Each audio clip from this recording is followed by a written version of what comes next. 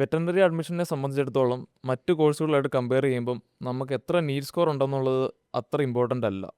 അതേസമയം നമ്മൾ എത്ര സ്മാർട്ട് വർക്ക് ഒരു കോളേജ് സെലക്ട് ചെയ്യുന്നതിന് നമ്മൾ എന്തെല്ലാം സ്മാർട്ട് വർക്ക് നടത്തുന്നു, അതിലാണ് നമുക്ക് നല്ലൊരു കോളേജ് അല്ലെങ്കിൽ നമ്മുടെ ഫ്യൂച്ചർ ഇരിക്കുന്നത്. അതേപ്പറ്റിയാണ് നമ്മളിവിടെ പറയുന്നത്. ചുരുക്കി പറഞ്ഞാൽ വെറ്റിനറി അഡ്മിഷൻ എടുക്കണമെങ്കിൽ നിങ്ങൾ NRI കോട്ടയിലല്ല എടുക്കുന്നതെങ്കിൽ നിങ്ങൾ നീറ്റ് ക്വാളിഫൈഡ് ആയിരിക്കണം. അത് നീറ്റ് ക്വാളിഫൈഡ് ആയ ആളും 450 മേടിച്ച ആൾക്കും ഏത് കോളേജും കിട്ടാനുള്ള ഓപ്ഷനുണ്ട്. അതെ. 8 പ്രൈവറ്റ് വെറ്റിനറി കോളേജുകളാണുള്ളത്. അത് ഈ പറഞ്ഞ പോലെ 8ൻ്റെ അകത്ത് ഒരു 4 കോളേജുകൾ ഒരു ബി ഗ്രേഡ് കോളേജ് നമുക്ക് പറയാവുന്ന കോളേജുകളാണ്. ഏത് ഈ ഷെഡ്യൂൾ 1-ലുള്ള കോളേജുകൾ പോലും. ചില കുട്ടികൾ ഷെഡ്യൂൾ 1-ൽ ഇല്ലാത്ത കോളേജിൽ പോയി പഠിക്കുന്നുണ്ട്. അത് വേറെ ടോപ്പിക് തന്നെ. കാരണം അവരെ സംബന്ധിച്ച് വളരെ ബുദ്ധിമുട്ടിലാണ്. ഈ പറഞ്ഞ ഷെഡ്യൂൾ 1-ലുള്ളൊരു 4 കോളേജുകളുടെ അകത്ത് 4 കോളേജുകൾ മോശമാണ്, 4 കോളേജുകൾ നല്ലതാണെന്ന് നമുക്ക് പറയാം.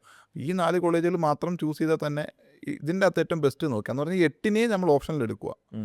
ഈ 8ഉം നമുക്ക് കിട്ടാനുള്ള പോസിബിലിറ്റി ഉണ്ട്. ഈ 113 മാർക്കുണ്ടെങ്കിൽ ഇന്ത്യയിൽ ഏറ്റവും ബെസ്റ്റ് കോളേജിൽ എത്താനുള്ള ഓപ്ഷനുണ്ട്. അതിൻ്റെ അകത്ത് നോക്കിയിട്ട് നമ്മൾ ഏറ്റവും ബെസ്റ്റ് ചൂസ് ചെയ്യുക.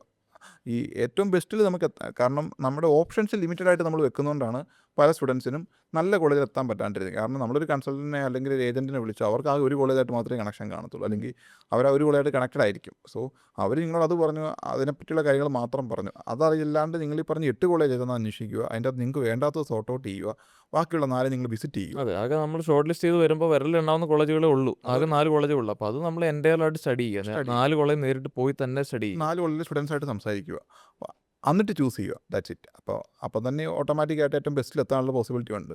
സോ നീറ്റ് സ്കോർ ഇതിനകത്ത് ഇറലവൻ്റ് ആണ്. നിങ്ങൾ നീറ്റ് ക്വാളിഫൈഡ് ആണെങ്കിൽ നിങ്ങൾക്ക് ഏറ്റവും ബെസ്റ്റിൽ തന്നെ എത്താനുള്ള പോസിബിലിറ്റി ഉണ്ട്. Thank you.